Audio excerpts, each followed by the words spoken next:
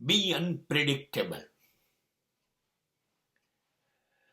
એવા બની જાઓ કે કોઈને તમે ઓળખાવ નહીં, કોઈ તમારા વિશે કોઈ નિર્ણય ના લઈ શકે, કોઈ ધારણા ના બાંધી શકે, કોઈ માન્યતા રાખી ના શકે એના મગજમાં, એ નક્કી ના કરી શકે કે તમે શું કર્યું હતું, શું કરવાના છો, શું કરી રહ્યા છો, તમે કેવા છો કેવા નહીં.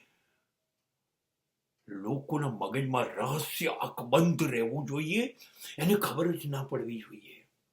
એવું વ્યક્તિત્વ રાખો, રહસ્યમય વ્યક્તિત્વ.